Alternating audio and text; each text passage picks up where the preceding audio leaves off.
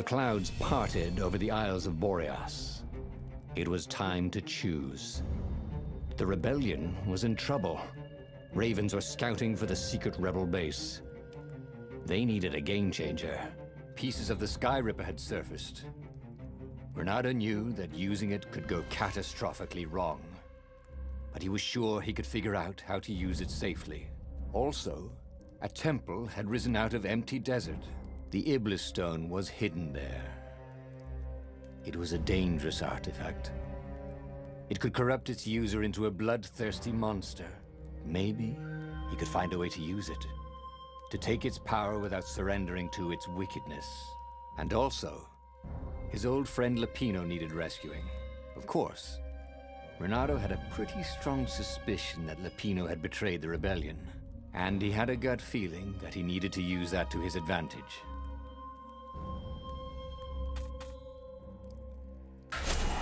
The island was windswept desert. No one went there except ostriches and ostrich hunters. The Iblis Stone. It would whisper promises in his ear, offer him power for blood.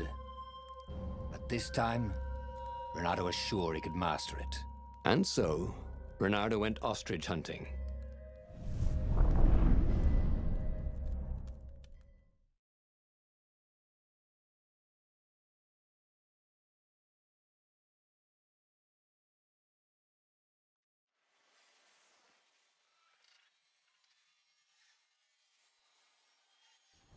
Every child could sing verses about the Sky Ripper, but ancient codices held hints of other things. A stone that ate souls, a ruby that drank blood, a jewel only a righteous man could give away. Were all these things the Iblis Stone? Long hidden in a buried temple? Another ancient item that was only resurfacing now? Drawn up from the deeps by the Emperor's horrific rituals?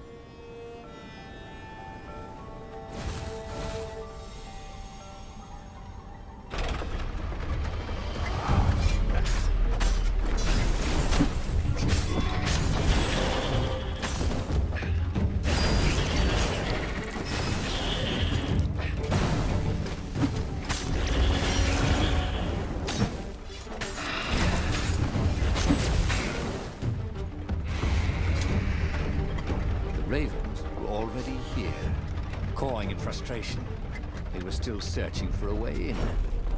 Good. And he hadn't come too late. Renato felt like he was bursting with knowledge. But what kind?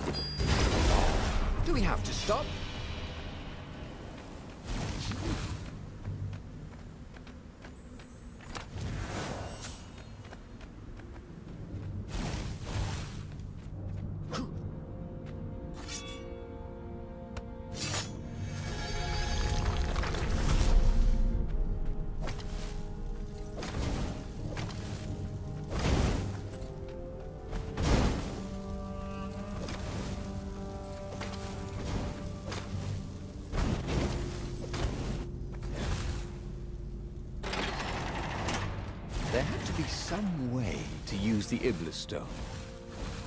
It was old, wasn't it? People were so much cleverer now. And Renato was pretty sure he was cleverer than most people.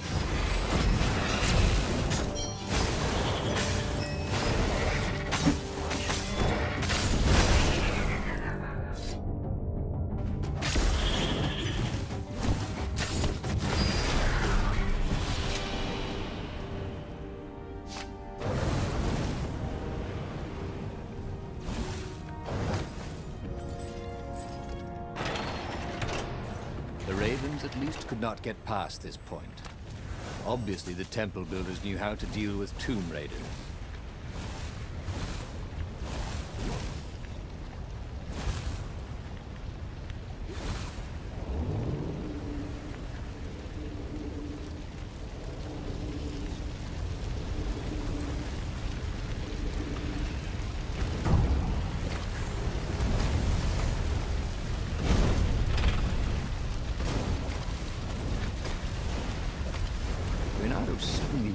he had a marshmallow.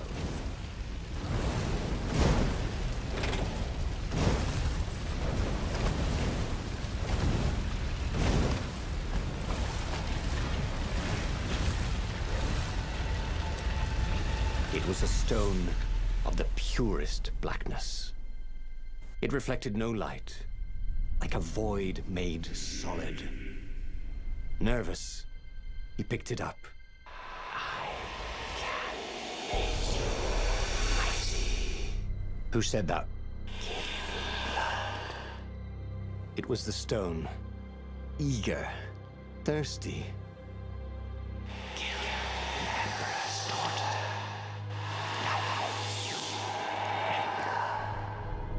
That seemed tempting and terribly wrong.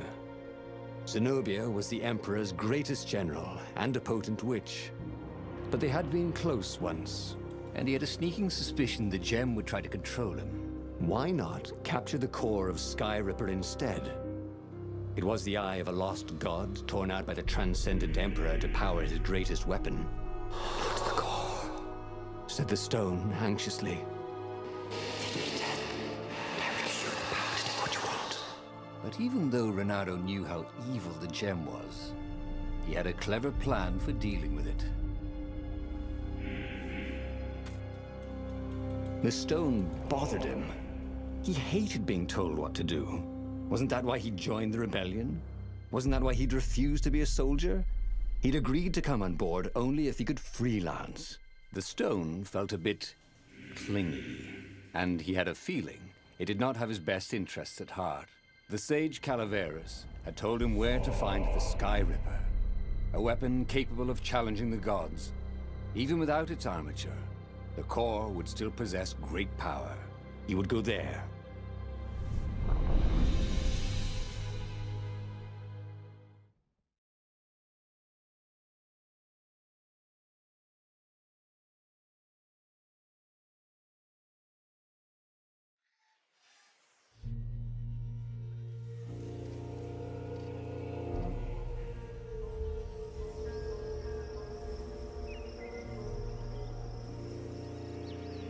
The moment he landed the Farfarer, Renato had a rare feeling of regret. It's not too late, he thought. He could turn around and sail for Zenobia's island. He frowned. Wait a minute. He didn't want to kill Zenobia, did he? Sure, technically she was the enemy, but they'd been at Sword Food School together. They'd never been lovers, but somehow they'd been closer.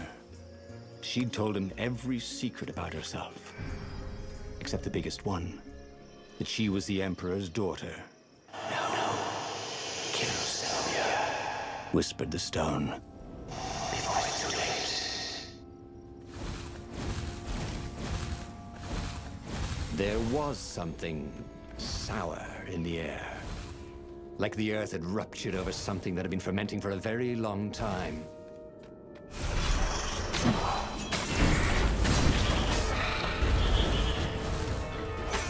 If only he had a portal onto the Emperor's ship, this would be a short war.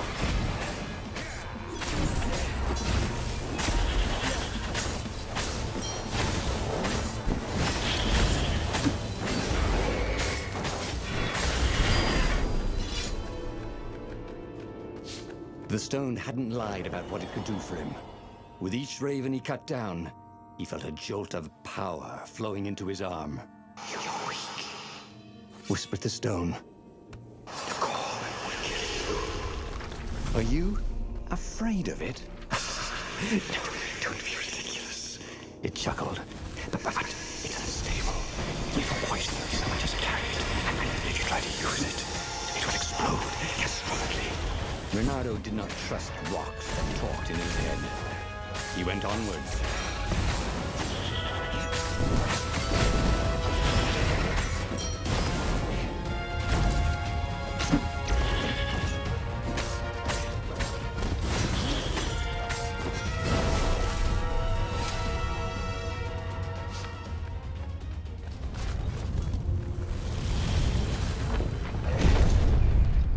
As he approached the core, the stone became hysterical. "No, it's too much power. was in space at time. He had a sudden vision of plunging his gauntlet into the core and dying in anguish. That wasn't his vision, was it? The stone had sent him its darkest fears, hadn't it? He had a sudden impulse to do exactly that. He raised his right fist and plunged it into the core. There was a rush of light. He thought he could hear the stone screaming. And then he passed out. When Renato came to, the core was gone. But the Iblis Stone was no longer black, but glowing with a blue light. And it was silent. "I can't hear you," he sang out, and "You?" It didn't answer. "Ha!" he said. He had defeated the demonic gem with the power of his mind. He felt invincible. It was time to attack the Imperial outpost on the Nexus. Take the battle to the enemy. But among the huge crystals, there was also an observatory. A wise man would probably ask the scientists exactly what he had first. How wise was he?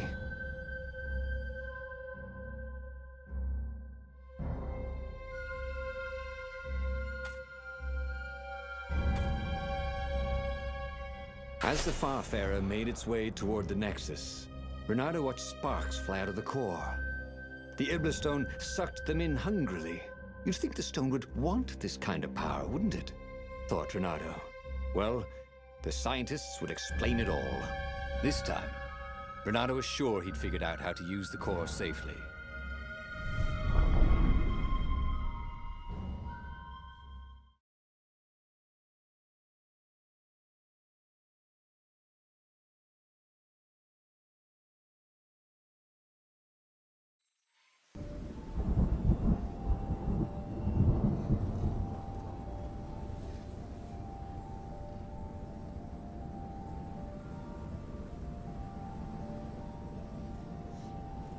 See? He'd trusted his gut, and it had worked out. That's what it meant to be a hero. To ignore the naysayers and the odd-makers, and do what you knew was right, and have it turn out to be the right thing. Well, he wasn't worried. Once he got to the observatory, the scientist toads could explain it. Then he could carry the war into the enemy's camp and destroy them all. Oh dear, he was getting a little bloodthirsty, wasn't he?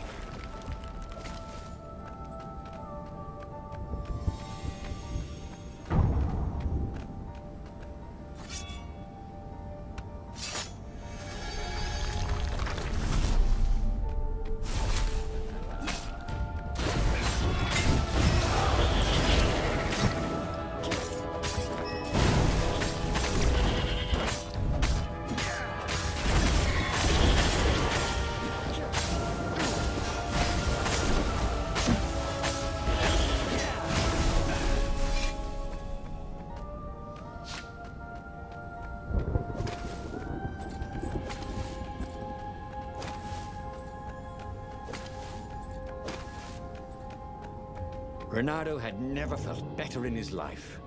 Normally, a battle would wear him down and he would need a night's sleep.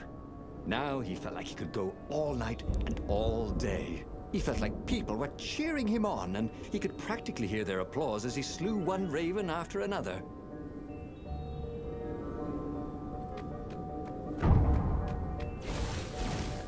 The Iblis Stone and the Sky Ripper Core. Two artifacts from the time of legends.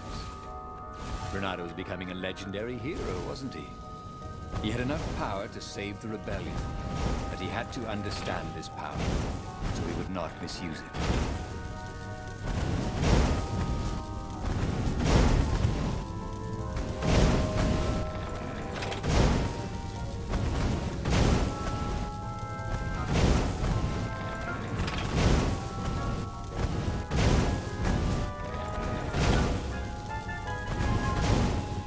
Cannon trap. Who kept these things loaded anyway?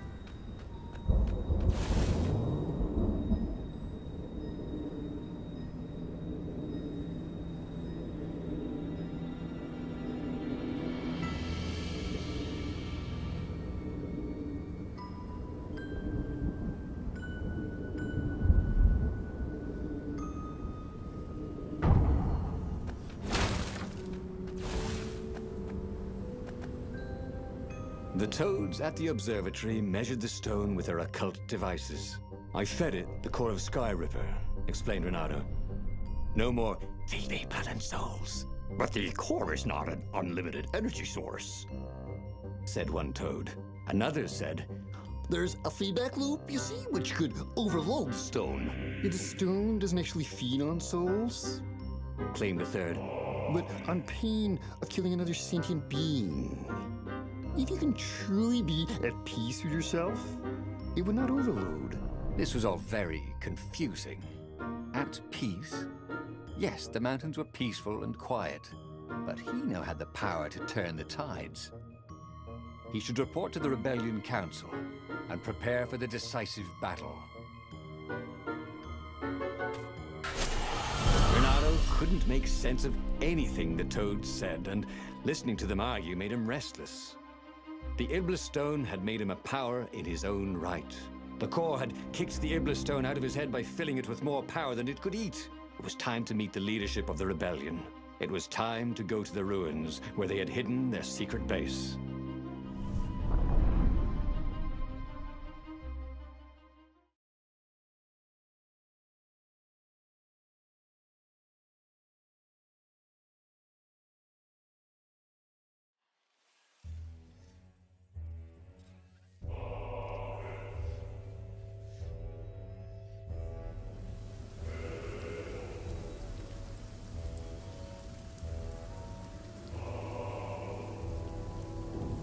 He was ready for anything the ravens could throw at him. His sword felt ready too. It seemed to know what he wanted most.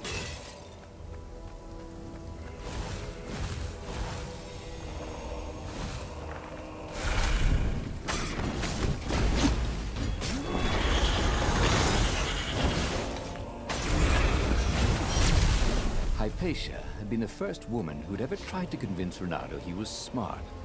He knew he wasn't nearly as clever as he thought he was, but she'd pushed him to think things through. She had a vision of him that was better than his own.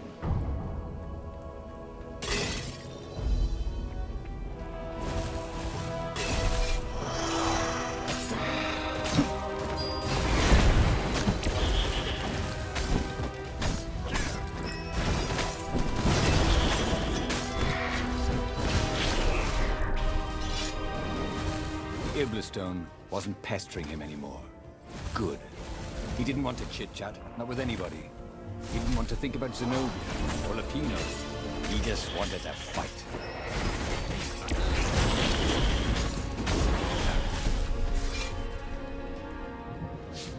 This was almost fun. Pain of killing another sentient being? What was that dude talking about anyway? He felt no pain, only pleasure as each filthy raven fell by his sword and the stone glowed brighter and brighter. All the while, those voices were cheering him on, like he was in the arena, winning bout after bout.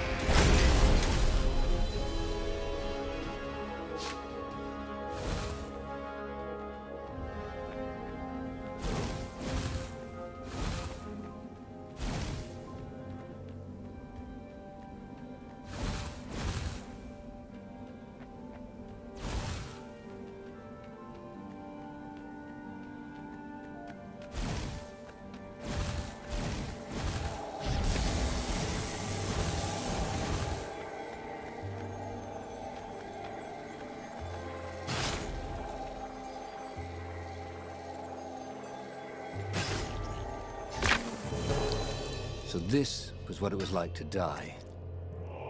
Not nearly as much fun as they said.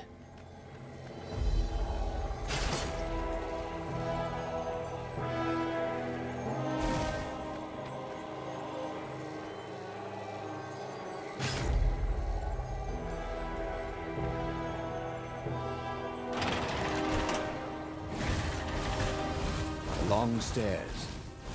So he was close to the rebel base. It was on fire, So far, so good.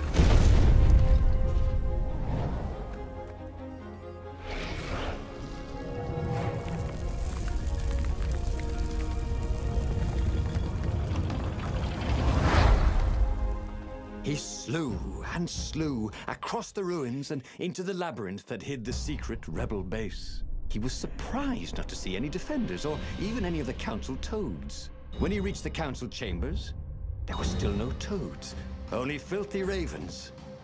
"Stop him! He's gone mad!" one raven shouted until he had hacked them all down. There was not a single toad anywhere.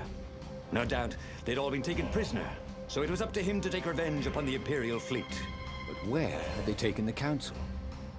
It couldn't be good that the Empire had not only found the secret rebel base, but killed or captured everyone there. No matter. He was on a roll. He headed full speed towards the Imperial Fleet. He would be the fox who took down 100 warships. He charged.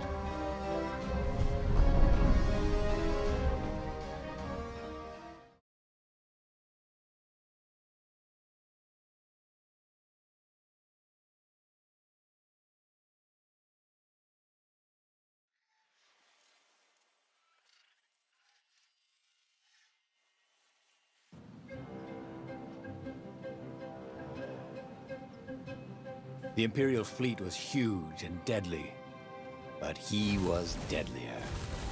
The crowd was cheering him on. He could practically hear it. "Renardo, the hero of the rebellion!"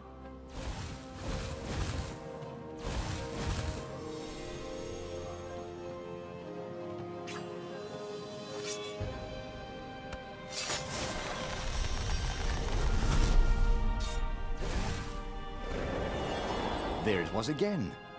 The back door to the portal that went to the center of the fleet.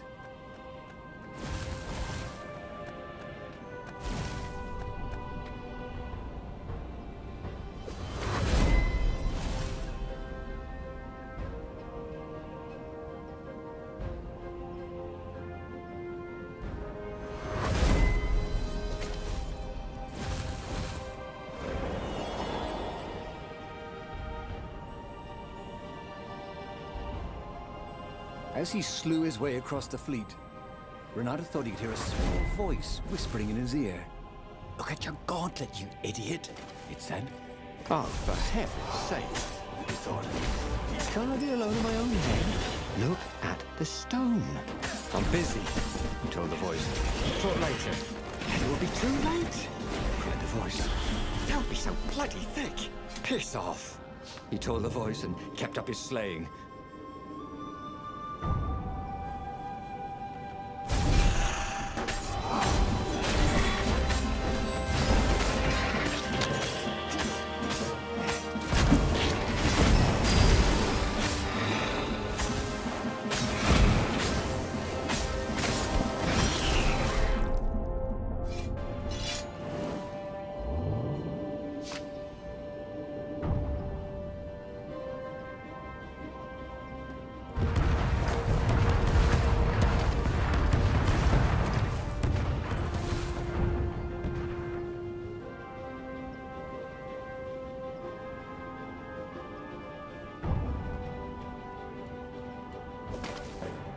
Soon he'd confront the Emperor. Funny that this whole war had come about because the Emperor feared death. And now it was coming for him. There was some sort of lesson there, wasn't there?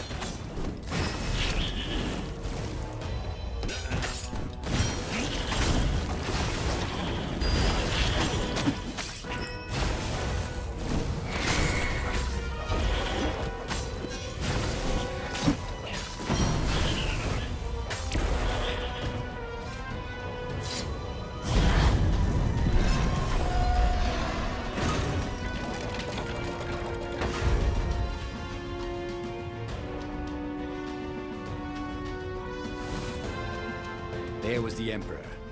Renato cut down his elite guard. The exalted Toad cowered fearfully. He had sought to evade death and only made death come to him faster. Renato savored the moment. And then, too quick, it was over. He stood over the dead Emperor. Death to tyranny! He shouted. Go, House, go! Zenobia stepped out of the shadows. You have to stop, she said. You've killed everyone. Our ravens, your rebels. You murdered the whole rebel council. What? Oh, the ravens killed the council. You big idiot. They don't even know what the secret base is. Shouted Lapino, who was with her for some reason. Look at the stone, said Zenobia. It was black as night. Blacker. But I fed it the core, said Renato. It was glowing. Well, who needs a core? He said, and he attacked. Zenobia conjured her best, and Lapino hopped around like a mad rabbit, but he killed them both easily. I am unstoppable, he orated at the blood-soaked walls. I alone shall be emperor.